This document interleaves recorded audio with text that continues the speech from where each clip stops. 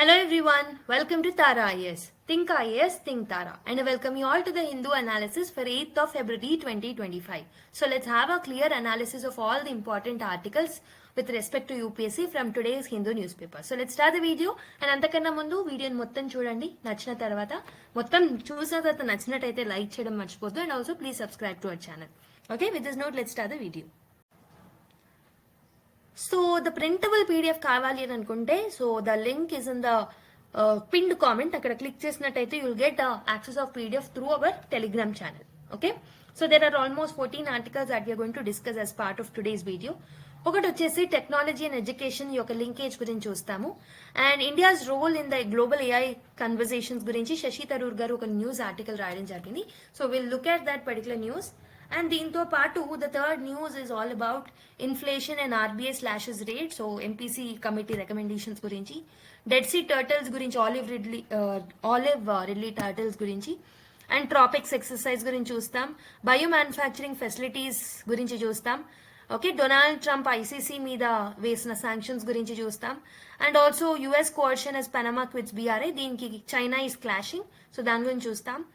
UK remains committed to negotiating a trade అని చెప్పేసి so India UK relations గురించి few updates చూస్తాం. So RBI governor garu ఇచ్చిన statement with respect to budgets focusing on vegetable fruits and pulses గురించి. And PM France visit లో ఏమేమి agendas ఉండబోతున్నాయి, what are India's interest అనేది చూస్తాం. Election commission to respond in writing with complete facts with regards to allegations of electoral rolls. And Tamil Nadu governor last class లో చూసాం, ఇది 10 bills to president to avoid assent. So ఇక్కడ articles అనేవి మాత్రం important అవుతాయి. So and government register concerns with US over shackling of 104 Indian deportees. So ఈ last two న్యూస్లు అనేవి రిపీటెడ్ న్యూస్లు అనమాట, ఎక్కువ చూడడం just will refer that. Okay, so with this note let's start the video.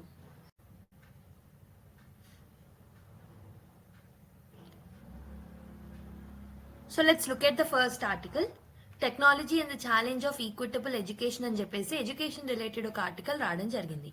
So let's analyze this article in detail. ఇది మనకి GS2లో issues relating to the development and management of social sector or services related to education అనే టాపిక్తో link చేసుకోవచ్చు. అయితే ఇక్కడ మనకి ఇచ్చిన దాంతో కొంచెం హిస్టారికల్ బ్యాక్గ్రౌండ్ కూడా చూద్దాం. So how evolution of technology was there in Indian education అనేది మనకు తెలియాలి. సో ప్రీ డిజిటల్ ఎరా అంటే 1990s కన్నా ముందు ట్రెడిషనల్ క్లాస్ రూమ్ లెర్నింగ్ ఏదైతే ఉంటుందో అది ఉండేది ఎక్కువగా, వెరస్ టెక్నాలజికల్ ఇంటర్వెన్షన్స్ అనేవి చాలా తక్కువ ఉండేవన్నమాట. ఓకే, సో లార్జ్లీ ఎడ్యుకేషన్ అనేది it was towards the teacher centric and also rote learning ఎక్కువగా ఉండేది. ఎక్కువగా బుకిష్ లెర్నింగ్స్ అనేవి ఎక్కువగా ఉండేది, like text book driven knowledge అనేది ఎక్కువగా ఉండేది. అందుకే అక్కడ ఇంట్రెస్టింగ్ గా లేకపోవడం వల్ల డ్రాప్ అవుట్ రేట్స్ ఎక్కువగా ఉండేవి. And because of lot of social economic factors also drop out rates were very high. Gender biases అనేవి ఉండేవి, ఇన్ఫ్రాస్ట్రక్చర్ ఛాలెంజెస్ కూడా ఉన్నాయి. This is all before 1990s అనమాట.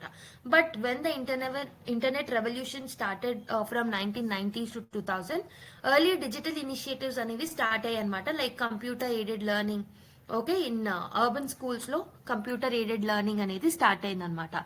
సో ఇక్కడ మనం ఏం చేసామనంటే we have increased the computer adoption in the private schools, but public schools still lagging గానే ఉండేవి. వాటి దగ్గర ఎక్కువగా కంప్యూటర్ ఎయిడెడ్ లెర్నింగ్ అనేది ఎక్కువగా లేకపోయి ఉండేది. Then we have come up with Sarva Shiksha Abhiyan and right to education act 2009 లో రావడంతో so this has led the foundation for the universal education. Okay, for certain group of people definitely free education should be there అనే provisions కూడా మనకు అందులో include చేసుకోవడం జరిగిందనమాట. Okay, so the quality free అనే కాదు, the quality and the free education should be there even to the people who are there in the government schools. Next 2010 లో ఏమైంది అని అంటే మొబైల్ అండ్ ఎడ్టెక్ ప్లాట్ఫామ్స్ అనేవి rise లోకి వచ్చాయి. Smart phone evolution, internet penetration అనేది it started expanding, e learning అనేది పెరిగింది. అప్పుడే మనకి platforms like Byju's and academy, Khan Academy ఇవన్నీ ఎమర్జ్ అయ్యాయి అనమాట.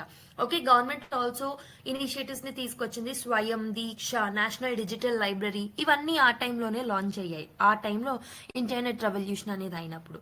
So despite this urban rural divide అనేది, రిచ్ పూర్ డిస్పారిటీస్ అనేవి ఇంకా ఎగ్జిస్టెన్స్ లోనే ఉన్నాయి.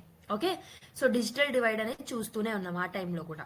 సో COVID-19 పాండమిక్ అనేది వచ్చింది సో ఈ టైం లైన్ లోనే. So and the digital learning surge అనేది ఇక్కడ చూసామన్నమాట. స్కూల్ క్లోజర్స్ ఏవైతే ఉన్నాయో ఇన్ 2020 అండ్ 2021 ఆ టైంలో, పాండమిక్ టైంలో, లాక్డౌన్స్ టైంలో డిజిటల్ లెర్నింగ్ అనేది it came in to the boom అనమాట. స్కూల్ క్లోజర్స్ అనేది abrupt shift towards online education ని తీసుకొచ్చింది. ఎక్కువగా వాట్సాప్ ని, యూట్యూబ్ ని, జూమ్ ని ఎక్కువగా యూజ్ చేసుకునేవారు for learning purposes. Parents and teachers also face some technological adaptations issues అయినప్పటికీ, బట్ లేటర్ సో ఇప్పుడు మనం we're able to do that reach in to the okay in accessible areas also. Digital divide మాత్రం widen అయింది, ఎందుకంటే unprivileged students ఎవరైతే ఉంటారో వాళ్ళకి basic devices and basic internet యొక్క యాక్సెసిబిలిటీ అనేది ఉండట్లేదు. ఓకే, 2022 తర్వాత టిల్ ప్రెసెంట్ అంటే పోస్ట్ పాండమిక్ ఎరా చూసుకుంటే హైబ్రిడ్ లెర్నింగ్ మోడల్స్ అనేవి ఎమర్జ్ అయ్యాయి. బికాస్ లాక్డౌన్ అయిపోయింది, people need to go to the traditional way of schooling again. So ఈ టైంలో ఏం చేశారు అంటే హైబ్రిడ్ వే ఆఫ్ లెర్నింగ్ ని అలాంటి మోడల్స్ అనేవి స్టార్ట్ అయ్యాయి అనమాట. AI driven personalized education also got traction. Okay, and also national education policy 2020లో తీసుకొచ్చాం, which emphasize on technological based learning outcomes or learning solutions. So ఇవన్నీ అగైన్ ఎడ్యుకేషన్లో boom తీసుకొచ్చాయి. అయితే టెక్నాలజీ అనేది ఎడ్యుకేషన్లో ఉండడం వల్ల ఎలాంటి అడ్వాంటేజెస్ ఉంటాయి? Okay, what will be the advantage of significance of technology in education? Technology అనేది లెర్నింగ్ ని రెవల్యూషనలైజ్ చేయగలుగుతుంది, and it can make it more inclusive, more engaging, more accessible. Rote learning methods ni drop out చేసేసి then we can come up to a practical way of learnings. Okay, ఇవన్నీ helpful అవుతాయి అనమాట. So first thing ఏంటంటే geographical barriers ని మనం bridge చేయగలుగుతాం because of the education, technology in the education. Geographical barriers ఏవైతే ఉంటాయో వాటిని బ్రిడ్జ్ చేయగలుగుతాం. ఆన్లైన్ ఎడ్యుకేషన్ ఏదైతే ఉంటుందో ఈవెన్ రిమోట్ ఏరియాస్ కి యాక్సెసిబుల్ గా ఉంటుంది. క్వాలిటీ ఎడ్యుకేషన్ అనేది రిమోట్ ఏరియాస్ కి కూడా వెళ్తుంది. Okay, and we can empower women and marginalised groups. Okay, digital education ఏంటంటే సోషో కల్చరల్ రెస్ట్రిక్షన్స్ ని ఓవర్కమ్ చేయొచ్చు digital education ద్వారా. Even women by sitting at home they can learn the things. Okay, so life long learning ని faster చేస్తుంటుంది ఈ particular digital platforms. And also ఇంకొక important thing ఏంటంటే personalised and customised learning processes అనేవి ఉంటాయి. For example AI driven content delivery అనేది బైజూస్ లాంటి platform లో యూజ్ చేస్తారు, where individuals can customise their own. అంటే వాళ్ళ యొక్క లెర్నింగ్ అవుట్కమ్స్ ని బట్టి AI will actually customise the learning processes for them. Okay, self paced learning అనేది ఉంటుంది. వాళ్ళ కన్వీనియన్స్ ని బట్టి వాళ్ళకి ఎప్పుడు వీలు దొరుకుతుందో అప్పుడు చదువుకోవచ్చు, reducing the dependency on the rigid class room schedules. And also gamification and intensive tools అనేవి పెరిగాయి, like engaging the content and to have a longer period of retention of that particular content. So gaming methods ద్వారా interactive tools ని కూడా మనం use చేయడం మొదలు పెట్టాం. So that is where again learning can become more engaging, more practicality అనేది ఉంటుంది. People will have better understanding of the topics, right? Next cost effective, ఇది స్కేలబుల్ సొల్యూషన్స్ కూడా ఉంటాయి. ఈ బుక్స్, డిజిటల్ ప్లాట్ఫామ్స్ ఏవైతే ఉంటాయో టెక్స్ట్ బుక్స్ లకు మనం ఖర్చు పెట్టే కాస్ట్లను తగ్గించేస్తాయి. అండ్ ఆల్సో లెర్నింగ్ టూల్స్ అనేవి చాలా తక్కువ కాస్ట్ లోనే మనకు దొరుకుతాయి. ఈవెన్ లో ఇన్కమ్ కమ్యూనిటీస్ కి కూడా యాక్సెసిబుల్ గా ఉంటాయి. And also there are lot of massive open online courses also which are democratising the higher education. Okay, and next ఇంకొకటి ఏంటంటే టీచర్ ట్రైనింగ్ ని ఇంప్రూవైజ్ చేయగలుగుతున్నాం. ప్రొఫెషనల్ డెవలప్మెంట్ టీచర్స్ లో కూడా వస్తుంది. ఆన్లైన్ ట్రైనింగ్ మాడ్యూల్స్ ని మనం టీచర్స్ కి ప్రొవైడ్ చేస్తున్నాం, which will enable teachers to upgrade their skills remotely. And AI assisted student assessments are also there. Global exposure అనేది కూడా చాలా మంచిగా ఉంటుంది. Teachers can access best practices that are adapted all around the world. So ఇన్ని advantages ఉన్నాయన్నమాట if we adopt technology in to the education part. Okay, so but ఏంటంటే there are certain challenges in adopting or achieving equitable digital education. ఎందుకనంటే there are lot of issues as of now. ఒకటి వచ్చేసి digital divide ఉంది ఇప్పటికి కూడా. So rural and urban disparities ఇప్పటికి కూడా ఉన్నాయి ఇంటర్నెట్ యాక్సెసిబిలిటీలో. అండ్ ఈవెన్ మనం నార్త్ ఈస్టర్న్ రీజన్స్ చూసుకుంటే or else if you look at that some tribal areas, okay, so ఆ ఫారెస్ట్రీ ల్యాండ్ దగ్గరికి ఆ ఏరియాస్ కి ఇంటర్నెట్ యాక్సెసిబిలిటీ, పెనట్రేషన్ చాలా పూర్ గా ఉంటుంది అనమాట. సో పూర్ కనెక్టివిటీ ఉంటుంది which leads to poor learning outcomes. Device ownership మీరు చూసుకుంటే చాలా ఫ్యామిలీస్ లో ఒకటే స్మార్ట్ ఫోన్ ఉంటుంది అనమాట. So which limits their children access to the digital education. Regional language barriers కూడా ఉంటాయి. డిజిటల్ కాంటెంట్ అనేది మాక్సిమం ఇంగ్లీష్ లో ఉండడం వల్ల, వర్నాక్యులర్ లాంగ్వేజెస్ లో లేకపోవడం వల్ల, so people from who are there in the rural areas mainly, okay, ఆ areas లో ఉన్న వాళ్ళు they are not able to access this particular thing. Okay, socio economic barriers కూడా ఉంటాయి. కొన్నిసార్లు smart phones and internet plans అనేవి చాలా costly అవుతున్నాయి. రీసెంట్ పాస్ట్ లో internet plans have become more costly. So this will actually hinder the people okay to afford that particular smart phones are internet. Gender disparities కూడా చూస్తున్నాం. Girls కి చాలా limited access ఉందన్నమాట mobile phones కి because of the socio cultural restrictions. Parental digital literacy is also very important. చాలా parents కి digital skills ఉండవు. Okay, so digital skills లేక చిల్డ్రన్స్ కి కూడా ప్రాపర్ గా learning outcomes and online learning అనేది రావట్లేదు అనమాట. అండ్ ఇంకొకటి క్వాలిటీ అండ్ స్టాండర్డైజేషన్ ఇష్యూస్ ఉన్నాయి. మానిటరింగ్ ప్రాపర్ గా ఉండట్లేదు. స్క్రీన్స్ మీద ఎక్కువగా డిపెండ్ అవుతున్నారు అనమాట. సో అటెన్షన్ స్పాన్ తగ్గిపోయింది. People are actually getting deviated to other social media content, YouTube shorts అని, ఇన్స్టాగ్రామ్ రీల్స్ అని ఇవన్నీ అట్రాక్ట్ అవుతున్నారు. అటెన్షన్ స్పాన్ చాలా తగ్గిపోయింది మీరు గమనిస్తే because of the online learning. Self regulated learning అనేది ఉండదు. Okay, so students may struggle with the self regulated learning. Okay, so వాళ్ళకి డైరెక్ట్ చేసే వాళ్ళు లేక కూడా they may spoil. Infrastructure and connectivity issues ఉంటాయి. Poor internet penetration towards the rural areas. Electricity కూడా inconsistent గా ఉండడం. Mobile data and services and devices ఏవైతే ఉన్నాయో these are becoming more costlier and unaffordable. Okay, policy and governance gaps చూస్తున్నాం. So unified national framework లేదు digital education కి. So అలాంటిది ఒకటి తీసుకురావాల్సిన అవసరం అయితే ఉంది. ప్రాపర్ ఫండింగ్ లేదనమాట గవర్నమెంట్ సైడ్ నుంచి కూడా. సో ప్రాపర్ బడ్జెట్ అలొకేషన్ అనేది లేదు ఎడ్యుకేషన్ కి, ఎస్పెషలీ డిజిటల్ ఇన్ఫ్రాస్ట్రక్చర్ కి. And also cyber security and also data privacy issues అనేవి కూడా మొదలవుతాయి. ఓకే, సో మరి ఏం చేస్తే బాగుంటుంది? So what are the best practices that we need to include? India యొక్క డిజిటల్ ఎడ్యుకేషన్ ఇనిషియేటివ్స్ చూసుకుంటే దీక్ష ప్లాట్ఫామ్ ని తీసుకొచ్చామన్నమాట. ఇదేంటంటే national platform for teachers and also for the students. ఇక్కడ మనం డిజిటల్ లెర్నింగ్ రిసోర్సెస్ ని టీచర్స్ కి అండ్ ఆల్సో స్టూడెంట్స్ కి అందజేస్తాం. COVID-19 టైంలో మనం ఏం చేసామంటే for the multi modal digital education PM ఈ విద్యను లాంచ్ చేసాం. ఇవే కాకుండా ఈ బుక్స్ కోసం, డిజిటల్ లెర్నింగ్ మెటీరియల్స్ కోసం people can access it through initiatives like ఈ పాఠశాల. అండ్ ఆల్సో డిజిటల్ లెర్నింగ్ అనేది ఆశా అండ్ అంగన్వాడీ ఏరియాస్ కి కూడా వెళ్తుంది. ఎర్లీ చైల్డ్హుడ్ ఎడ్యుకేషన్ లో కూడా మనం డిజిటల్ లెర్నింగ్ ని ఇంక్లూడ్ చేస్తున్నాం through various practices and various schemes. Global లెవెల్లో చూసుకుంటే ఫిన్లాండ్ అనేది లెర్నింగ్ మోడల్స్ ని బ్లెండ్ చేసింది అనమాట. So it is combining digital tools along with classroom teaching. చైనాలో కూడా మనకి స్మార్ట్ క్లాస్ రూమ్స్ ఉంటాయి. They are using artificial intelligence and big data for personalized learning. కెన్యాలో చూసుకుంటే సోలార్ పవర్డ్ స్కూల్స్ అనేవి ఉన్నాయన్నమాట. సో అక్కడ ఎలక్ట్రిసిటీ ఇష్యూస్ అనేవి ఉండవు. రూరల్ ఎడ్యుకేషన్ కి హెల్ప్ అవుతుంది. This can be the best practice that we can adapt. Okay, solar powered schools ని మనం డెవలప్ చేయొచ్చు especially in the rural areas. Okay, what should be the way forward? ఇంకేం చేయొచ్చు మనం? what should be done in order to achieve equitable digital education అంటే digital infrastructure కి మనం strengthen చేయాలి. బ్రాడ్బ్యాండ్ కనెక్టివిటీని ఎక్స్పాండ్ చేయాలి. రీసెంట్ గా బడ్జెట్ లో కూడా అనౌన్స్ చేశారు మీరు చూస్తుంటే.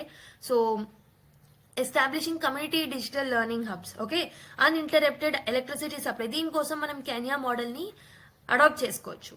Okay, so solar powered schools ని డెవలప్ చేయొచ్చు instead of relying on the coal based technology for the power. Okay, so digital access ని అఫోర్డబుల్ గా మార్చాలి. మెయిన్లీ అన్ప్రివిలేజ్డ్ స్టూడెంట్స్ కి సబ్సిడైజ్ కాస్ట్ లో డివైసెస్ అందించాలి. అండ్ ఆల్సో ఇంటర్నెట్ ని affordable గా మార్చడానికి పబ్లిక్ ప్రైవేట్ పార్ట్నర్షిప్స్ ని ఎంకరేజ్ చేయాలి, ప్రమోట్ చేయాలి. Okay, and also digital content platforms అనేవి తక్కువ కాస్ట్ లో, లో కాస్ట్ లో ఉండేలాగా చూసుకోవాలి, లేదా ఫ్రీగా ఉండేలాగా చూసుకోవాలి. And teacher training and digital literacy. So mandating digital literacy training for all the educators. And also AI assisted teaching aids ని మనం ప్రమోట్ చేయాలి for better classroom engagement. And also vernacular languages లో digital content ని పెడితే కూడా that would be helpful. And also we have to bring the inclusive and adaptive curriculum. Okay, so localized content ni multiple languages lo, vernacular languages lo unchadaniki try cheyali. And also AI ni adaptive ga chesukodaniki skill based learning ni promote cheyali. Hybrid education models ni promote cheyali. Like there should be a mix of online and also the offline learning. Okay, as that of the Finland. Okay, next policy and governance measures ని కూడా, reforms ని కూడా తీసుకురావచ్చు. National digital education పాలసీని, so the one stop approach for everyone from the centre to the state, అన్నిటికీ suitable అయ్యేలాగా ఒక education పాలసీని, మెయిన్లీ ద డిజిటల్ ఎడ్యుకేషన్ పాలసీని తీసుకురావాలి. బడ్జెట్ అలొకేషన్ ని పెంచాలి for the tech driven education. And overall education కి కూడా చాలా మైన్యూట్ గా ఉంది కాబట్టి we have to increase the budget allocation for the education. And data ప్రైవసీని, సైబర్ సెక్యూరిటీ మెజర్స్ ని స్ట్రెంథెన్ అప్ చేయాలన్నమాట. Okay, so we have completed the discussion part. Now try to solve the UPC mains question based on the discussion that we have made. Discuss the role of technology in bridging the educational divide in India. Highlight the challenges and suggest measures for ensuring equitable digital education.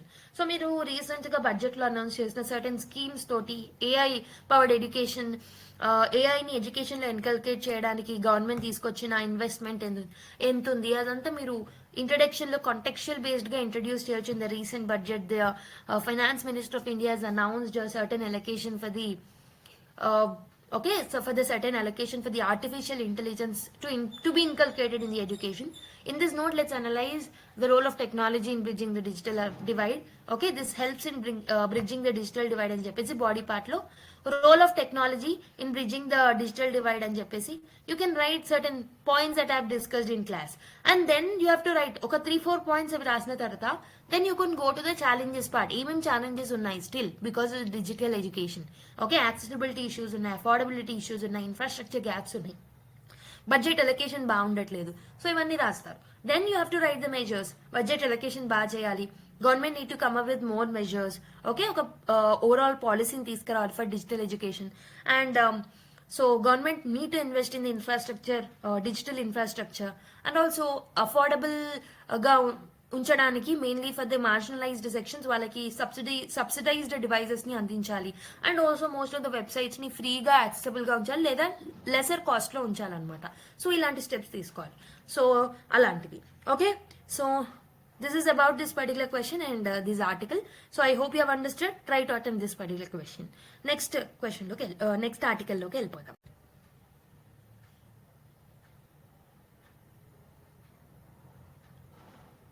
So now let's go to the second article. India's voice must resonate in global AI conversations అని చెప్పేసి శశి థరూర్ గారు ఒక article రాయడం జరిగింది. So let's analyse. So if you look at the syllabus, governance లో, international relations లో, global institutions లో, ఇలా GS2 లో వేరియస్ టాపిక్స్ కి మనం ఈ పర్టికులర్ న్యూస్ ని లింక్ చేసుకోవచ్చు. Okay, so there are certain challenges in the AI governance as mentioned in the article. ఒకటి వచ్చేసి ఎథికల్ అండ్ సేఫ్టీ కన్సర్న్స్ చూస్తున్నాం. ఓకే, ఏఐ బయస్ అనేది చూస్తున్నాం. Like there is a gender discrimination that are there with respect to AI ఇచ్చే content లో. లేకపోతే there are certain issues with respect to the caste discrimination కావచ్చు, religious discrimination కావచ్చు. ఇలా lot of బయసెస్ అనేవి AI generated content లో ఉంటున్నాయి. And certain times misinformation ఉంటుంది, డీప్ ఫేక్స్ అనేవి, that is another issue. Mental health రిస్క్లు కూడా పెరుగుతున్నాయి అనమాట. అండ్ ఆల్సో డెసిజన్ మేకింగ్ లో, ఏఐ డెసిజన్ మేకింగ్ లో అకౌంటబిలిటీ మెకానిజమ్స్ ని కూడా మనం ఇన్కల్కేట్ చేయలేదు. There is lack of accountability and transparency. Okay, so and there are also geo political and economic struggles. So AI trade restrictions అనేవి ఉన్నాయి. For example, China AI technology మీద US is kerbing it. Semiconductors ని, okay, ఆ GPUs ఏవైతే ఉన్నాయో so వాటిని export చేయకుండా USA ఆపింది. ఇలా lot of trade restrictions and protectionist measures అనేవి they are restricting the AI development. And also unequal accessibility. AI advancements అనేవి అందరికీ ఒకేలా లేవు. So there is unequal accessibility that is there. And also regulatory gaps అనేవి చూస్తున్నాం. AI institute లేదు, AI సేఫ్టీకి institute లేదనమాట డెడికేటెడ్ గా. And also national AI regulatory framework కూడా లేదు ఇండియాలో. So this is another challenge. So definite గా ఇండియా యొక్క పార్టిసిపేషన్ అనేది ఎందుకు మనకి గ్లోబల్ ప్లాట్ఫామ్స్ లో ఇంపార్టెంట్ అని అంటున్నారంటే శశి థరూర్ గారు, so this will protect India's AI interest. First thing, fair global AI trade policies ని మనం ఎన్షూర్ చేయొచ్చు. ఓకే, ఫేర్ గా జరుగుతున్నాయని. And also western AI technology మీద కూడా మనం ఓవర్ గా రిలయన్స్ అంటే ఓవర్ రిలే అవ్వకుండా ఉంటాం. AI driven economic growth. So India's digital public infrastructure ఏదైతే ఉంటుందో like Aadhaar, UPI and all, ఇవేంటంటే స్కేలబుల్ ఏఐ మోడల్స్ ని ప్రొవైడ్ చేస్తాయి. And they are very much applicable and they'll have lot of applications, wide range of applications in healthcare, governance and also in agriculture. And India యొక్క ethical AI leadership అనేది కూడా very important. So India can advocate for the responsible artificial intelligence. So మన యొక్క constitutional values like inclusivity అవన్నీ ఏవైతే ఉంటాయో దానికి align అయి ఉంటాం ఒకవేళ if you are ensuring ethical AI. Okay, so what should be the way forward? ఏం చేస్తే బాగుంటుంది? మరి లాట్ ఆఫ్ ఛాలెంజెస్ ఉన్నాయి కదా యాజ్ ఆఫ్ నౌ. సో మనం ఏం చేస్తే బాగుంటుందంటే నేషనల్ ఏఐ సేఫ్టీ ఇన్స్టిట్యూట్ ని మనం ఎస్టాబ్లిష్ చేసుకోవాలి. ఎందుకు? ఏఐని ఎథికల్ గా డెవలప్ చేయడానికి, బయస్ లేకుండా డెవలప్ చేయడానికి, and also in order to ensure transparency in AI development. And also global AI safety frameworks తోని కొలాబరేట్ చేయొచ్చు if we are developing any national AI safety institute. Okay, AI specific legal frameworks ని కూడా develop చేయాలి. So for example we can protect citizens data and privacy. Okay, AI అనేది develop అయ్యే టైంలో citizens యొక్క privacy అనేది డిస్టర్బ్ అవ్వద్దు కాబట్టి we have to bring up legal framework for the AI safety. So AI ఏదైతే ఉందో దాని యొక్క impact on jobs and economy అనేది ఓకే అలాంటి వాటిని అడ్రస్ చేయడానికి కూడా సర్టన్ మెజర్స్ ని లీగల్ ఫ్రేమ్వర్క్స్ లో ప్రపోజ్ చేయాలి. అండ్ రీసెర్చ్ అండ్ ఇన్నోవేషన్ ని కూడా స్ట్రెంథెన్ చేయాలి ఆర్టిఫిషియల్ ఇంటెలిజెన్స్ లో. దీనికోసం large amount of capital requirement ఉంటుంది కాబట్టి పబ్లిక్ ప్రైవేట్ పార్ట్నర్షిప్స్ ని మనం ఎంకరేజ్ చేయొచ్చు. ఏఐ టాలెంట్ డెవలప్మెంట్ లో మనం ఇన్వెస్ట్ చేయాలి. And global AI diplomacy, like India must engage in the platforms like UN, AI governance from frameworks and G20 ఇలాంటి forums ని యూజ్ చేసుకోవచ్చు in order to speak about the AI, ethical AI, fair use of AI safety frameworks, etc. So we have to advocate for equitable AI access also for developing nations. So ఈ measures తీసుకుంటే we can actually go through that particular challenges and we can become successful in AI things anamata. So we can have a good leadership in the global institution to bring up the ethical AI. Okay, now let's go to another article. RBI slashes rate by 0.25% to revive growth అని ఒక article, and also growth over inflation అని ఇంకో article. So ఈ 2 articles ని combine గా discuss చేసుకుందాం. So మనం already last classes లో చెప్పాను కదా, మానిటరీ పాలసీ కమిటీ ఏదైతే ఉంటుందో so that is going to come up with the recommendations ani, so for the first time in 2025 ani.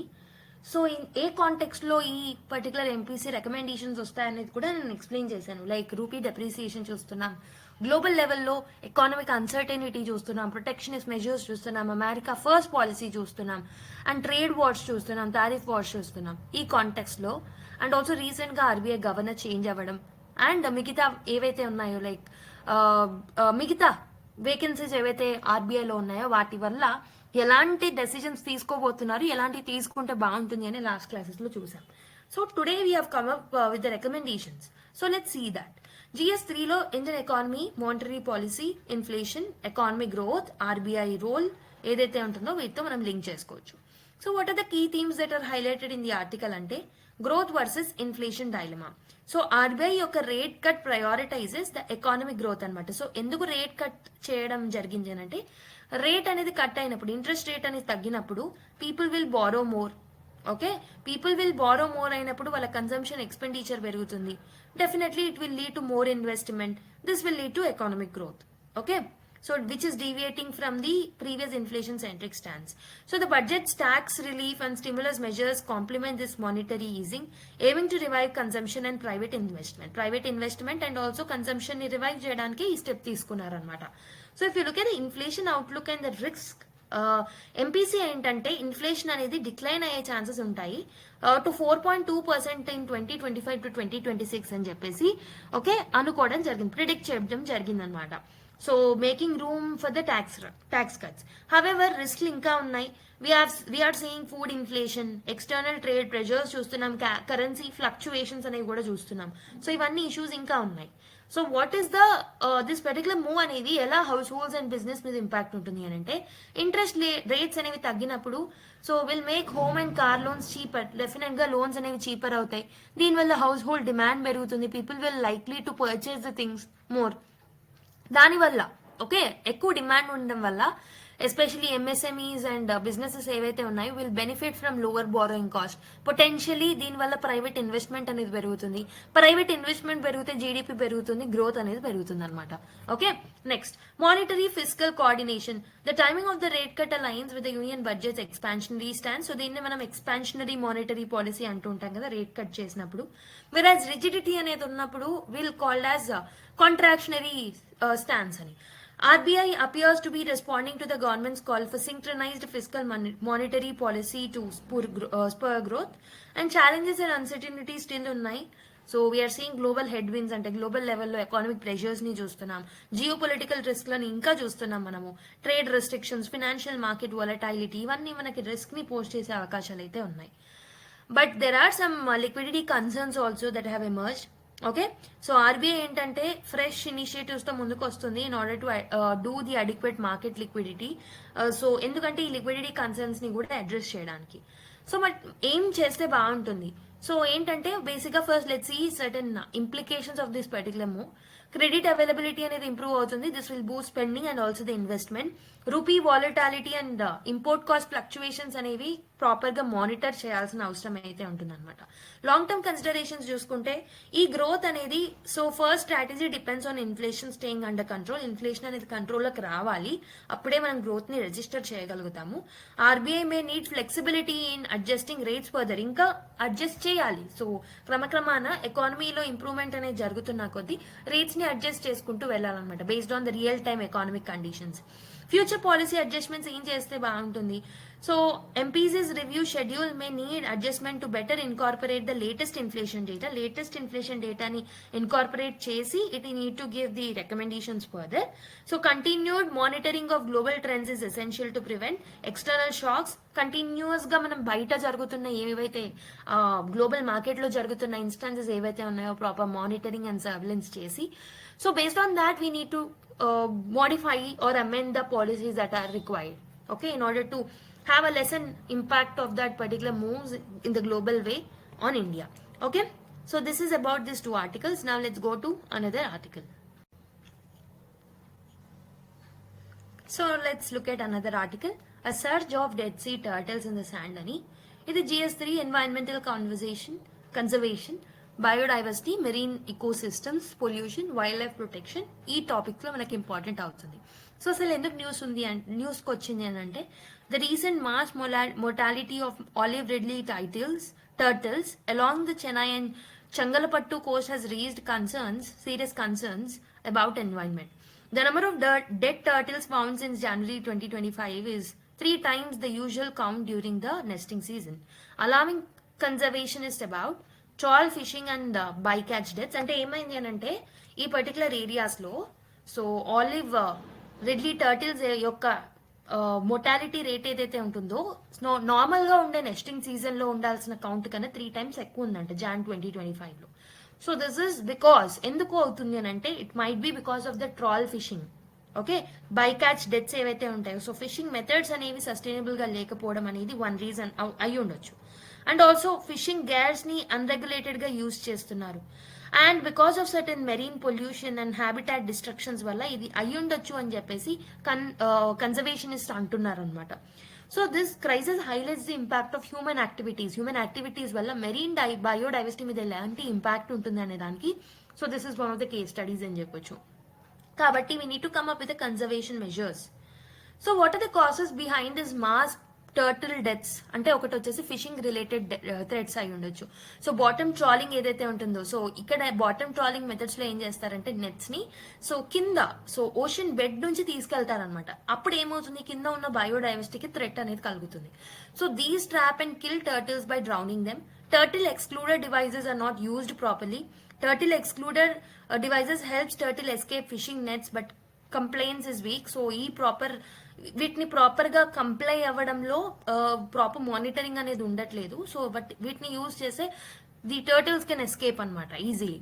So encroachment of fishing boats is another reason because of the turtle nesting areas లోకి వెళ్ళడం వల్ల, restricted areas కి వెళ్ళడం వల్ల so ఇలాంటి deaths and mortality ఎక్కువ అవుతున్నాయి. Habitat degradation can be another problem, like pollution, plastic waste, chemical pollutants అనేవి ఎక్కువగా అవుతున్నాయి, which are disrupting the turtles nesting and feeding grounds. Beach erosion వల్ల కూడా that might be another reason. Human interference like beach tourism and all are also affecting అన్నమాట. Like artificial lighting, ఇవన్నీ lighting అనేవి ఇవన్నీ turtles ని, olive ridley turtles ని effect చేస్తున్నాయి. So climate change and natural factors can be another reason. Sea surface temperature and sea temperatures are rising because of the climate change. దీని వల్ల turtle migration and breeding patterns అనేవి changes అనేవి చూస్తున్నాం. వాటిలో extreme weather events like impact this will impact the nesting beaches and also food availability కూడా తగ్గిపోతుంది అనమాట because of the climate change. Okay, so మరి ఆలివ్ రిడ్లీ టర్టిల్స్ యొక్క ecological importance ఏంటి అని అంటే, మెరీన్ ఈకోసిస్టమ్ ని బ్యాలెన్స్ చేస్తుంది అనమాట. సో జెలీ ఫిష్ పాపులేషన్స్ ని కంట్రోల్ చేసి, okay, and also seagrass ని, ఆల్గే గ్రోత్ ని కూడా ఎన్హాన్స్ చేస్తుంది by disturbing the seabed. This is very vital for the food chain. Cultural and economic significance కూడా ఉందన్నమాట for coastal communities because of the olive ridley turtles. So మరి conservation efforts ఏమేమి తీసుకున్నాము and what are the challenges that are still persisting అంటే, so Tamil Nadu government task force ఏం చేసిందని అంటే, they have ensured that ఈ పర్టికులర్ టర్టిల్ డివైజెస్ ఏవైతే ఉన్నాయో వాటిని యూజ్ చేయడంలో, ఎన్ఫోర్స్ చేయడంలో ప్రాపర్ మానిటరింగ్ అనేది చేస్తుంది, restricting horse power of fishing boats. So wild life protection act కింద కూడా టర్టిల్స్ ని మనము షెడ్యూల్ 1 కింద ప్రొటెక్ట్ చేయడం జరుగుతుంది అనమాట. They are getting high protection. Coastal regulation zone laws ని కూడా తీసుకొచ్చాం, which are prohibiting destructive activities near the nesting sites. Okay, and మీరు రోల్ ఆఫ్ ఎన్జిఓస్ చూసుకుంటే, లోకల్ కమ్యూనిటీస్ యొక్క రోల్ చూసుకుంటే, సీ టర్టిల్ కన్జర్వేషన్ నెట్వర్క్స్ అనేవి importance. Like volunteers patrol beaches, like volunteers వచ్చేసి they need to patrol the beaches, they need to protect the eggs of the turtles nesting season లో. Awareness programmes ని generate చేయాలి. Traditional fishing communities కి కూడా sustainable fishing practices ని inculcate చేసేలాగా training ఇవ్వాలన్నమాట. But there are certain challenges that are there still with respect to conservation. Awareness లేదు, complaints mechanisms అనేవి చాలా పూర్ గా ఉన్నాయి, పనిష్మెంట్స్ లేవు, ఎన్ఫోర్స్మెంట్ మెకానిజమ్స్ చాలా వీక్ గా ఉన్నాయి, and also conservation of the conservation and fishing livelihoods ఏవైతే ఉన్నాయో, so that are also getting conflicted with this particular olive ridley turtles protection. Okay, మరి ఏం చేస్తే బాగుంటుంది? What should be the way forward? ఏం చేయాలంటే లా ఎన్ఫోర్స్మెంట్ ని strengthen చేయాలి, మ్యాండేటరీ టీఈడి యూసేజ్ ని పెంచాలి, స్ట్రిక్టర్ పెనాలిటీస్ తీసుకురావాలి ఒకవేళ ఇల్లీగల్ గా థ్రాలింగ్ చేస్తే. Community and fishermen engagement is very much necessary. Alternative livelihood programmes ని వాళ్ళకి ఇవ్వాలి ఫిషింగ్ కమ్యూనిటీస్ కి in order to not affect their livelihood. Scientific research and monitoring is important. Satellite tracking ని, marine pollution control measures ని inculcate చేయాలి. Awareness and ecotourism is another important thing. Okay, so ఇవన్నీ చేస్తే olive ridley turtle యొక్క mass మొటాలిటీని మనం తగ్గించవచ్చు. Okay, 9 submarines, 65 ships taking part in TROPEX exercise అని ఒక ఆర్టికల్ రావడం జరిగింది. So theatre level operational readiness exercise TROPEX 25 ఏదైతే ఉంటుందో, so this is Indian Navy's biennial capstone maritime exercise అన్నమాట. ఇది ఇండియన్ ఓషన్ రీజియన్ లో జనవరి నుంచి మార్చ్ 2025 వరకు జరుగుతూ ఉంటుంది. దీంట్లో 65 Indian navy ships, 9 submarines and 80 aircrafts అనేవి డిఫరెంట్ కేటగిరీస్ కి సంబంధించినవి. They are participating in it. Okay, so they are having active participation from army, air force and coast guards. What are the objectives of TROPEX 25? Maritime security ni enhance cheyochu. Okay, we can enhance coordination among army, air force, coast guards, and also we can counter conventional and asymmetric and hybrid threats evaithe untayo vaatni manam address cheyochu. Okay, synchronized response and integrated response to munduku raavachu, and we can enhance and preserve India's maritime interest. And next వచ్చేసి operational readiness and war fighting skills ని మనం improve చేసుకోవచ్చు. And we can improve cyber and electronic warfare operations also. Amphibious exercises ని తీసుకురావచ్చు to test joint land sea operations. Strategic significance కూడా ఉంటుంది. So India can actually have a strategic position in the Indian Ocean region, and also interoperability పెరుగుతుంది in the Indo Pacific region with allied defence forces of army, navy and coast gourd and also air force. Okay, maritime threats ని కూడా మనం address చేయొచ్చు. TROPEX 25 యొక్క importance ఏంటంటే geopolitical significance. So blue water naval capabilities అనేవి పెరుగుతాయి. Quad strategic engagement. So basic గా blue water naval capabilities ఏంటో ఈరోజు కీవర్డ్స్ లో నేను చూపిస్తాను మీకు. Okay, technological and cyber warfare preparedness will also help cyber security measures తీసుకోవచ్చు. ఎలక్ట్రానిక్ వార్ఫేర్ సిస్టమ్స్ యొక్క టెస్టింగ్ అనేది చేయొచ్చు against the modern level threats అనమాట. జాయింట్ మిలిటరీ రెడీనెస్ అనేది కూడా ఉంటుంది. ట్రై సర్వీస్ కోఆర్డినేషన్ ఇంప్రూవ్ చేయొచ్చు. So try to solve this question. Consider the following exercises and their participating countries. Malabar, India, US, Japan, Australia. Milan, India and Indian Ocean littoral countries. RIMPAC, only ASEAN nations. TROPEX, only Indian Navy. Which of the above pair are correctly matched? Try చేయండి. So I hope you people have tried it. The right answer is option A, ఎందుకంటే ట్రాపెక్స్ లో navy, air force మిగతా వాళ్ళు కూడా participate చేస్తారని చెప్పాను కాబట్టి. So 4th option eliminate చేస్తే మనకు డైరెక్ట్ ఆన్సర్ వస్తుంది. So Malabar is for quad countries ఉంటాయి కాబట్టి మలబార్ ది రైటే ఉంటుంది. Okay, Milan is between India and Indian ocean littoral countries only. So that is also right. But TROPEX is not only with Indian navy but also Indian army, air force and coast guard కూడా participate చేస్తాయి.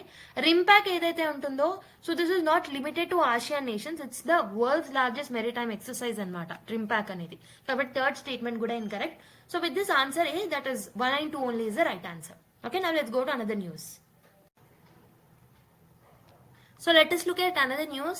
Central holds consultation with the states on setting up biomanufacturing facilities. So biomanufacturing ante ఏంటో తెలుసుకుందాం first. It refers to the industrial scale production of bio-based chemicals and polymers అన్నమాట.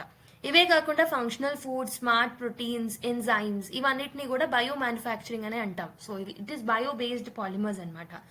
And also it includes precision bio therapeutics. Okay, అంటే advanced medicines, vaccines వీటిని develop చేయడం.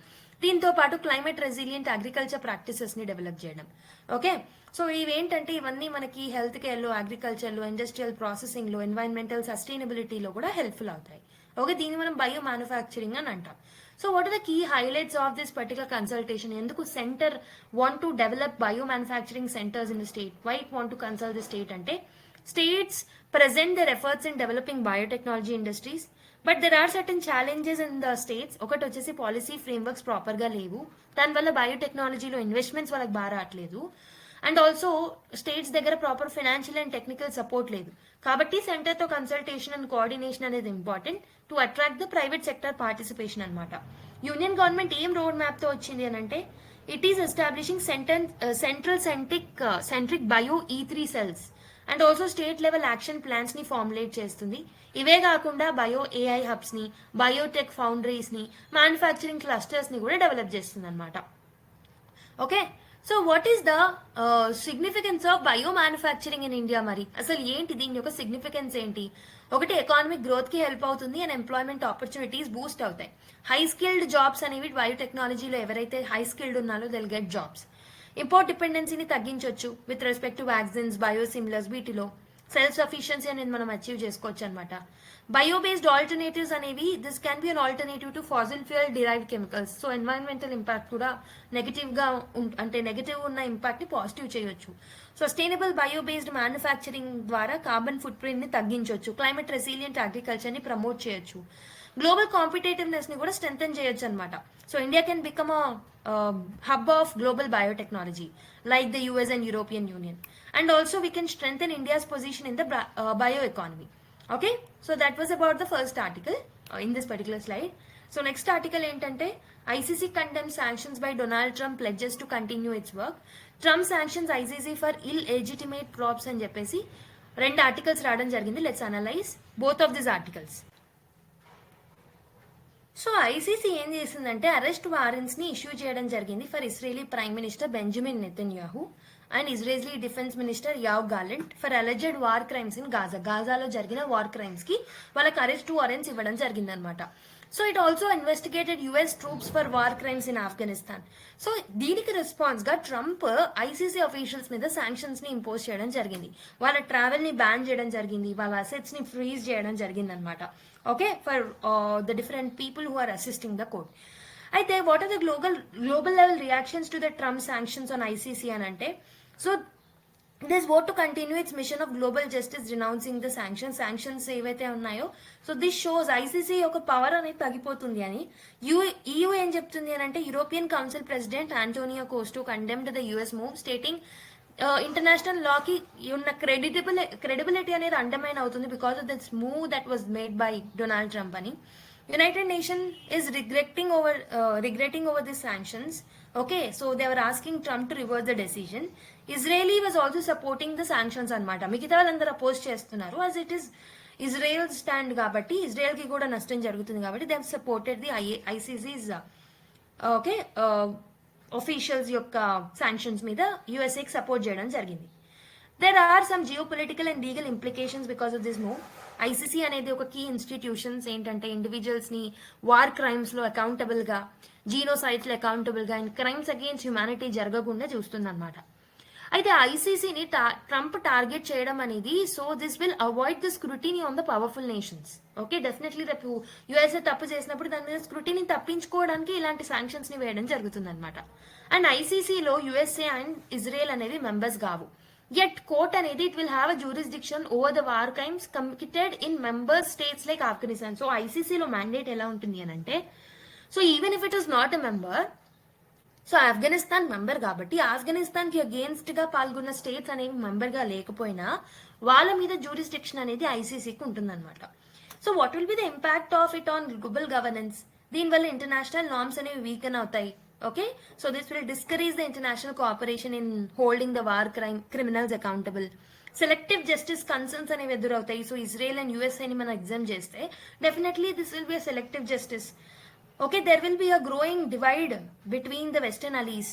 Okay, so ఇలాంటి impacts అనేవి ఉంటాయి. So what will the broader implications for India లెవెల్లో ఎలాంటి implications ఉంటాయంటే, so this will be a precedent for non complaints. Global powers reject చేస్తే ఐసీసీ రూలింగ్స్ ని smaller nations definitely they'll refuse the complaints of the ICC.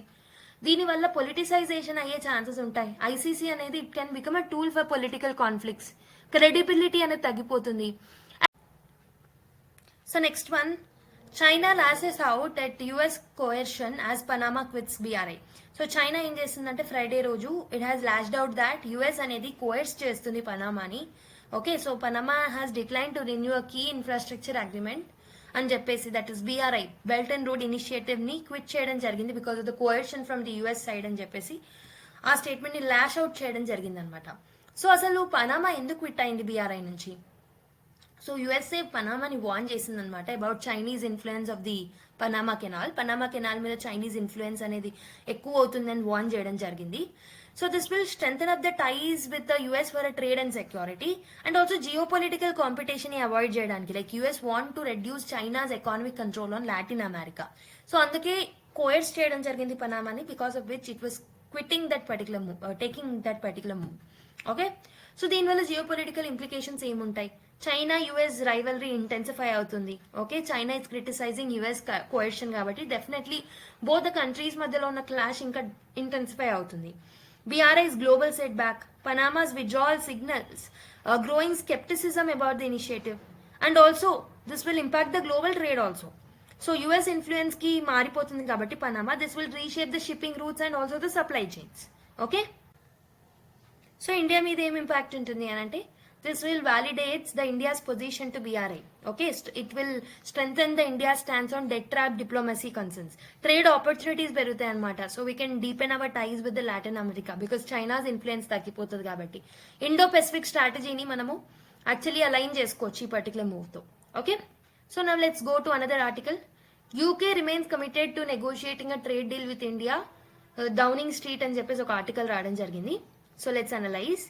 So ఏమున్నాయి key negotiation areas అని అంటే, India priorities ఏంటంటే Britain నుంచి, so we want tariff cuts. So whisky, chocolates and కాన్ఫెక్షనరీ ఏదైతే ఉంటుందో వాటి మీద టారిఫ్ కట్స్ కావాలి. మార్కెట్ యాక్సెస్ అనేది పెరగాలి, like expansion of India service sector in the UK with respect to health care, IT and all. And also we also have a priority towards movement of professionals. So we are facilitating temporary business visa under mode 4 of GATS. Okay, UK priorities ఏమున్నాయి? Market access కావాలి వాళ్ళకి ఇండియాలో with respect to legal, telecommunication and financial services. Okay, and trade versus immigration. UK wants to keep trade negotiation separate from long term migration policies. వాటి రెండింటిని separate చేద్దామని వాళ్ళు అంటున్నారు. And they want to invest in key sectors like manufacturing and energy, green energy. But there are certain challenges in the negotiations. ఒకటి immigration policies మీద. UK strict stands ఏదైతే immigration policies మీద ఉన్నాయో under PM Keir Starmer, so దీనివల్ల India యొక్క demand అనేది complicate అయిపోతుంది అనమాట. అండ్ టారిఫ్ డిస్ప్యూట్స్ అనేవి పెరుగుతున్నాయి. డ్యూటీ రిడక్షన్స్ మీద there is a difference of opinions between both the countries. Political transactions కూడా జరుగుతున్నాయి. There is a change in the government in both the countries. దీనివల్ల ప్రాసెస్ అనేది డిలే అయింది, ప్రోగ్రెస్ అనేది delay అయింది. And strategic importance for India. Why UK is important అంటే, ఇది మన ఎకానమీ టైస్ ని ఇంప్రూవ్ చేస్తుంది, స్ట్రెంథెన్ చేస్తుంది. And we can boost our India service sector and geo political leverage ని కూడా మనము యూజ్ చేసుకోవచ్చు. So UK remains committed to negotiating a trade deal with India. Downing street అని ఎందుకు రావడం జరిగిందనంటే, UK under labour government remains committed to negotiating a trade deal with India, Downing street has said, as it confirmed that US Business and Trade Secretary Jonathan Reynolds will visit India at the end of the month. So atanu ఇండియాని visit చేస్తున్నారు కాబట్టి for relaunching the negotiations between both the countries. ఆ context లో ఈ news రావడం జరిగింది. So ఆ context లోనే we have seen what are the India's priorities and on the other hand what are UK priorities, what will be the difference of opinion అని. Okay, let's go to another news article. So budget's focus on vegetables, fruits and pulses is a positive for inflation, RBI governor says. So let's see. So RBI యొక్క monetary stands and monetary meetings ఏవైతే ఉన్నాయో దాంట్లో vegetables and fruits మీద targets ఏవైతే budget పెట్టిందో that will be a positive thing for the controlling of food inflation అని చెప్పారు. So what is the growth versus inflation trade off? RBI primary mandate ఏంటి? Inflation control చేయాలి, price స్టెబిలిటీని తీసుకురావాలి. Inflation అనేది it is expected to decline as RBI said.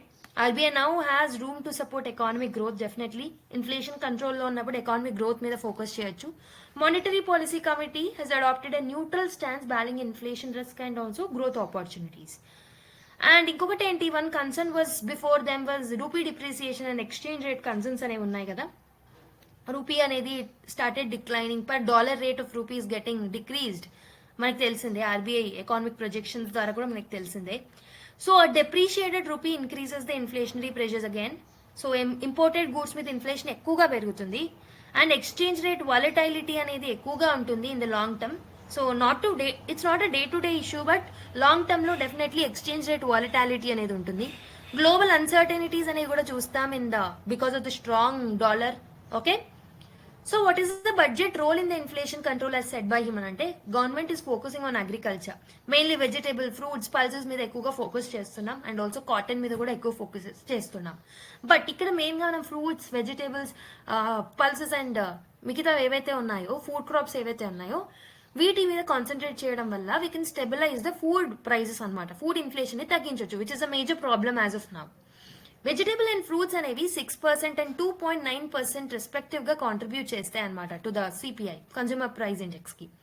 Pulses also had a greater role in inflation and domestic pulse production ని కూడా మనం ప్రయారిటీగా పెట్టుకున్నాం. 6-year measure ని తీసుకొని రావడం జరిగింది. మనకు తెలుసు పల్సెస్ లో మన మేజర్ ప్రాబ్లం ఏంటంటే we are the largest consumers, we are largest producer and we are the largest importers. అంటే మనము ఎంత ప్రొడ్యూస్ చేస్తున్నామో లార్జెస్ట్ అయినప్పటికీ we are not self sufficient with respect to pulses. దానివల్ల ఎక్కువ ఇంపోర్ట్ చేసుకోవాల్సి వస్తుంది. So that is why in order to control all of this and to provide the boost in the market of pulses and also infrastructure facility ni manam develop chesukodaniki, pulses ni growth cheyadaniki, production anedi improve cheyadaniki we have come up with a mission. Okay, pulses ki sambandhinchina mission ni budget lo తీసుకురావడం జరిగింది. Okay, so implication for economic growth and inflation. So ela imply అవుతుంది ఈ particular move అంటే GDP growth కి help చేస్తుంది definitely. Food inflation తగ్గితే definitely GDP growth అనేది బాగుంటుంది. గ్లోబల్ ఎకానమిక్ అన్సర్టనిటీస్ ఉన్నప్పటికీ macro economic fundamentals are remaining strong. Policy measures to enhance economic stability. So we are coming up with the forward contracts in government securities. So we can review of trading and settlement timing ని కూడా మనం తగ్గించవచ్చు because of the move. అంటే basic గా budget తీసుకొచ్చిన priorities వల్ల food inflation అనేది తగ్గే ఛాన్సెస్ ఉంటాయి. So that is the key take away in 1 or 2 lines. Okay, now let's look at the last article.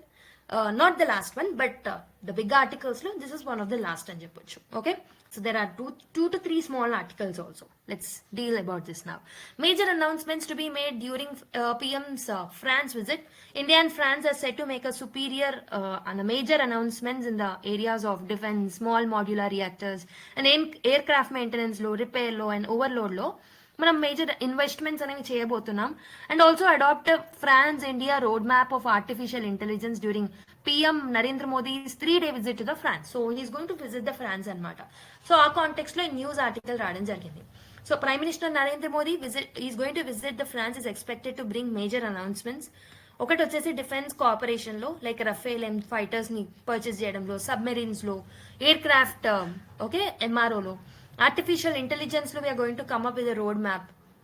And nuclear energy, mainly small modular reactors basic గా budget లో announce చేశారు కదా దీని ద్వారా. And economic and trade engagements మనం చేయొచ్చు, mainly IMEC లో, Indo Pacific and investment in the major maritime security areas. People to people ties ని మనం ఎక్స్చేంజ్ చేసుకోవచ్చు. ఓకే, ఈ విజిట్ అనేది వెరీ క్రూషియల్ అనమాట. సో మన స్ట్రాటజిక్ పార్ట్నర్షిప్ ని ఎన్హాన్స్ చేసుకోవడానికి, స్ట్రెంథెన్ అప్ చేసుకోవడానికి. Okay, you can look like the location over here. So here is India and here is the France. Okay, so what will be the key announcement and what are the areas of cooperation that is needed అంటే ఒకటి defence and సెక్యూరిటీలో. So Rafale M fighter jets ని మనం purchase చేయొచ్చు. Like there can be a deal for 26 naval Rafale fighters also with Indian navy. Submarine collaboration అనేది enhance అవుతుంది. ఏరో engine development ని మనం both the countries can coordinate in this field. There can be talks on co-designing of 110 kn jet engine also. Okay, 5th generation fighter aircraft anamata. Artificial intelligence and technology lo we are coming up with the roadmap, and ethical AI usage మీద కూడా మనం focus చేస్తాం, and also inclusivity and governance principles ని కూడా focus చేస్తాం ఈ road map లో. Nuclear energy collaboration లో small modular reactors and also international thermonuclear experimental reactor లో కూడా మన పార్ట్నర్షిప్ అనేది ఉండబోతుంది. So there can be discussion. So once the final discussions are made, definitely will read it again. Economic and trade cooperation. So Indo Pacific and IMEC లో మనం coordinate చేయొచ్చు with France. Okay, as these are the global connectivity projects. Education and cultural exchanges అనేవి కూడా ఉంటాయి. మనము almost they are hosting almost 30,000 Indians అనమాట. Okay, so అంటే ఇప్పుడు కాదు, by 2030 they will be hosting almost 30,000 Indian students కాబట్టి. So people to people ties enhancement కోసం, వాళ్ళ కోసం కూడా కల్చరల్ ఎక్స్చేంజెస్ కి కూడా ఏదైనా అగ్రిమెంట్స్ ని సైన్ చేసుకోవచ్చు. So what would be the strategic significance for India అని అంటే, మన డిఫెన్స్ క్యాపబిలిటీని ఎన్హాన్స్ చేసుకోవచ్చు టెక్నాలజీ ట్రాన్స్ఫర్స్ ద్వారా, మేక్ ఇన్ ఇండియా ప్రాజెక్ట్స్ ద్వారా. ఇండో పెసిఫిక్ కోఆపరేషన్ కి హెల్ప్ అవుతుంది. ఏఐలో అండ్ ఆల్సో టెక్నాలజికల్ లీడర్షిప్ లో మనము అడ్వాన్స్ అవ్వచ్చు. And we can boost energy goals అనమాట, clean energy goals and nuclear technology goals. Okay, collaborations ద్వారా we can move towards the renewable energy sources. Okay, ఒక 3 small articles ఉన్నాయి, let's discuss. Election commission to respond in writing with complete facts అని ఒక article రావడం జరిగింది. opposition parties అనేవి they are making allegations about their irregularities and demand that election commission share the final voter list అని చెప్పేసి allegations వేయడంతో okay used for both Lok Sabha and assembly polls in Maharashtra. So election commission said it would respond in writing with the full factual and procedural matrix uniformly adopted across the country. So election commission sources though maintained that electoral rolls అనేవి there be always shared with the political parties before any elections. What cannot be shared however is what is known as the marked electoral roll. Marked electoral roll అనేది share చేయకూడదు, but normal electoral roll before election share చేయాలన్నమాట. So which is used for the voting processes. In this list all those who seek postal voting and home voting are marked in red at the district electoral office, and the list is sent to the polling stations at the booths. The name of all those who turn up to vote physically are marked in blue anamata. Okay, so this list ఏదైతే ఉంటుందో it cannot be shared with any party.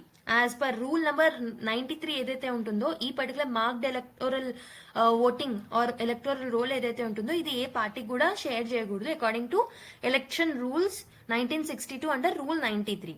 It shall not be opened and their consent shall not be inspected by or produced before any person or authority except under the order of the competent court. ఒక competent court order ఇస్తే తప్పితే ఈ marked electoral rule ఎవరికి ఇవ్వద్దు అనమాట. So according to Ragesh Garg, chairman of booth management department of Delhi Pradesh Congress committee, the parties are going given a voter list after a summary revision of electoral rolls each year in January. A voters list is shared with candidates again before the polls. Okay, so జనవరిలో ఒకసారి and before the polls కూడా share చేస్తారు. Election commission issues a separate supplementary list 3 to 4 days before the polls. The list has the final additions and deletions and it is very difficult for a party to tally and verify the two. So బేసిక్గా ఇక్కడ మీరు గుర్తుపెట్టుకోవాల్సింది ఏంటంటే marked electoral rules లో మనకి ఎవరెవరు postal voting ఇస్తున్నారు వాళ్ళని రెడ్ గా మార్క్ చేసి మిగతా వాళ్ళని బ్లూగా మార్క్ చేస్తారు. ఆ మార్క్డ్ ఎలక్టోరల్ రూల్ ఎవరికి ఇవ్వకూడదు unless a competitive authority or a competitive court says. Okay, competitive court authority or order ఇస్తే తప్పితే అవి ఎవరికి షేర్ చేయకూడదు. The Tamil Nadu governor referred 10 bills to the president to avoid assent asked Supreme Court. So the Supreme Court on Friday questioned whether Tamil Nadu Governor R.N. Ravi referred 10 bills repassed by the state legislature to the president to avoid having to give his consent to them. A bench of justices J.B. Pardiwala and also R. Mahadevan asked Attorney General of India R. Venkatramani if the governor had referred these repassed bills to the president for consideration only to the circumvent the procedure under Article 200. So last class lo మనం issue discuss చేసాం కదా. I don't want to go into more. So Article 200, Article 200 and also Article 201, Article 153 and 163 are very important. 201 and 200 ఏవైతే ఉన్నాయో, so 200 ఏమో governor assent of the bills గురించి మాట్లాడితే 201 governor can refer it to the president అనే అంశాన్ని మాట్లాడుతుంది. 153 and 163 గురించి కూడా మేము లాస్ట్ క్లాస్ లో చూసాం. So these are the important articles that are required to us. So now let's look at another article. Okay, Government register concerns with US over shackling of 104 Indian deportees. The government said on Friday that it has registered concerns with the US administration in Washington and in Delhi over the handling of 104 alleged illegal immigrants who were deported back of India on Wednesday. The deporters had been flown back on 42-hour flights in a US military plane in leg shackles and handcuffs. Well, handcuffs and leg shackles అనేవి వేయడం జరిగింది, మనకు అందరికి తెలిసిందే. We have seen in the news and also in the previous classes, right? So official told the Hindu that they have raised their objections to the treatment of women and children on board, while sidestepping questions on whether a formal diplomatic protest has been made. The Hindu had reported accounts of women on board flight who said that they have been handcuffed and that children had been restrained with ropes around their legs. వాళ్ళ legs కి చుట్టూ ropes ని కట్టడం జరిగింది, and even women కి children కి proper treatment ఇవ్వలేదు. Okay. And also, External Affairs Minister S. Jaishankar had earlier said in the parliament that US authorities have informed them that women and children are not restrained on such flights. Restrain cheyamu ani chepparanta. Okay. More such deportations are expected as the US has already identified 487 Indians in the final removal list. Okay. So అని చెప్పేసి మళ్ళీ ఈ article గురించి ఇవ్వడం జరిగింది. Okay, మనకి అందరికీ తెలిసిన విషయం దీని గురించి. So don't need to go deep into this. Okay, now let's go to the keyword section. So ఫైనల్గా కీవర్డ్ గ్లాసరీ చూద్దాం from the articles. First one is rupee exchange rate stability. ఇదేంటంటే monetary policy news కాంటెక్స్లో ఇది రావడం జరిగిందనమాట. So ఇదేంటి, what is the meaning of it? These are the measures taken by a country central bank to prevent excessive volatility in the value of the currency. Currency value అనేది volatile అవ్వకుండా measures తీసుకుంటుంది కదా central bank like RBI. ఆ మెజర్స్నే rupee exchange rate stability అని అంటాం అనమాట. So for example, how to use it? China's controlled yuan devaluation strategies show how governments manage exchange rates to boost the export competitiveness. So దీన్ని మనం ఏమంటాం? Exchange rate stability అని అంటాం. Okay, so next one, blue water naval expansion. So అంటే ఏంటి అంటే the capability of the navy. Okay, navy యొక్క capability దేంట్లో to operate in open oceans far from home shores, ensuring strategic deterrence and power projections. దీన్ని మనం ఏమంటామంటే blue water naval expansion అంటాం. అంటే హోమ్ షోర్స్ నుంచే కాకుండా ఇంకొంచెం దూరంలో నేవీ ఆపరేషన్స్ ఏవైతే ఉంటాయో వాటిని మనం బ్లూ వాటర్ నేవల్ ఎక్స్పాన్షన్స్ అంటాం. సో ఇది ట్రాపిక్స్ 25 నేవల్ ఎక్సర్సైజ్ గురించి చదివాం కదా, దాని కాంటెక్స్లో ఇది రావడం జరిగింది. How to use it? For example, India's INS Vikrant aircraft carrier deployment strengthens its role as a major maritime power in the Indo-Pacific region. This shows India's blue water naval expansion అని చెప్పేసి రాయొచ్చు. Okay, next keyword ఏంటంటే, so electoral integrity reform అంటే ఏంటంటే the measures that are aimed at ensuring transparency, fairness and accountability in the electoral processes లో ట్రాన్స్పరెన్సీని, fairness ని and అకౌంటబిలిటీని ఎన్షోర్ చేయడమే ఎలక్టోరల్ ఇంటిగ్రిటీ రిఫార్మ్ అని అంటాం. So this is in the context of Supreme Court of India question on Tamil Nadu governor issue. So example of usage is the implementation of the VVPAT ఏదైతే ఉంటుందో in India's elections. So this will strengthen the transparency and public confidence in the electoral outcomes. This shows an example of electoral integrity reforms అని చెప్పేసి రాయొచ్చు. Okay. So next time try to use all of the 3 keywords in your answers whenever it is required. So as it is Saturday, కొన్ని questions ని include చేసాము from the 1 week's current affairs that we have discussed in the class. So if you look at articles ఇచ్చాము, provisions ఇచ్చాము, you have to match it. Okay, so వీటికి నేను answers చెప్పాను, you have to answer in the comment box. And for the answers ఏది కరెక్టో తెలుసుకోవాలి అని అంటే you can get the access to the PDF access అనేది మీకు టెలిగ్రామ్ ఛానల్ త్రూ ఉంటుందన్నమాట. సో దాని యొక్క లింక్ పిన్డ్ కామెంట్ లో ఉంటుంది. So article 153, 163, 200, 201 provisions, assent to bills by the governor, requirement of a governor in every state, governor's discretionary powers, bill reserved for the president consideration. You have to match and you have to, okay, articles ni, provisions ni match chesi, you need to derive the right answer. Okay, next. So second question chudandi. So with reference to India, Middle East, Europe Economic Corridor, IMEC corridor. So first statement, IMEC was launched during the G20 Summit 2023 with participation from India, the US and the major European and Middle Eastern nations.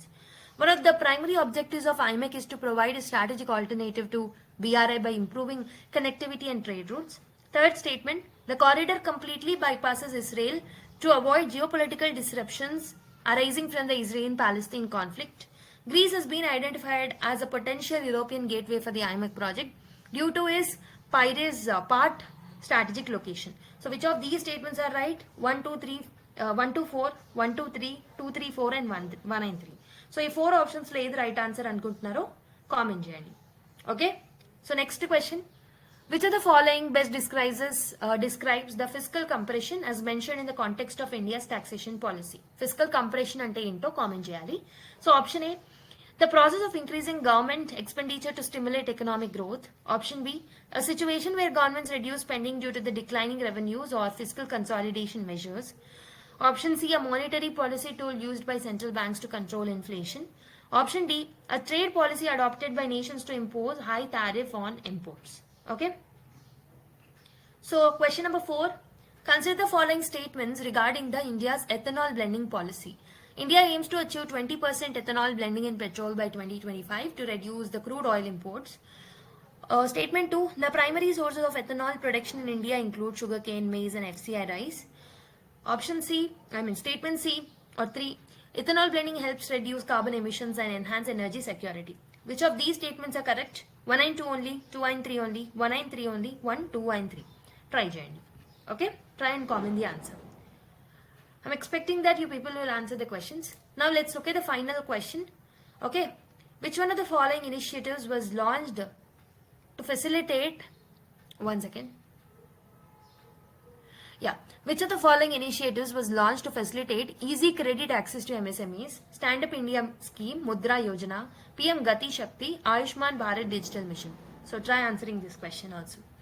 Okay, all the 5 questions ki meer answer chestaru anukuntunnanu. At least if you are not able to answer any of the question, meeku edaithe vacho danni matram answer cheyadam marchipodu. Okay? Okay, for the right answers, you need to watch our PDF access అనేది Telegram channel లో ఉంటుంది and link will be in the pinned comment. Okay, with this we have completed the discussion part. So ఈరోజు anecdotes కానీ case studies కానీ include చేయలేదు. Okay, because of the lack of time from our content team. So నెక్స్ట్ క్లాసెస్లో inculcate చేసేలానే చూసుకుంటాం. Okay, ఈరోజు అయితే ఎక్స్ట్రా మీకు క్వశ్చన్స్ని యాడ్ చేయడం జరిగింది as it is Saturday. Okay, this is to test you take. Okay, so next క్లాస్లో మళ్ళీ కలుద్దాం. వీడియో నచ్చినట్టయితే లైక్ చేయడం మర్చిపోదు. Give you feedback through the comment box. That will encourage me to come up with more content and more videos like this for you people. And please subscribe to our channel, click the notification bell icon and share our videos with your friends and fellow aspirants. Okay, so keep smiling everyone. Let's meet in the next class.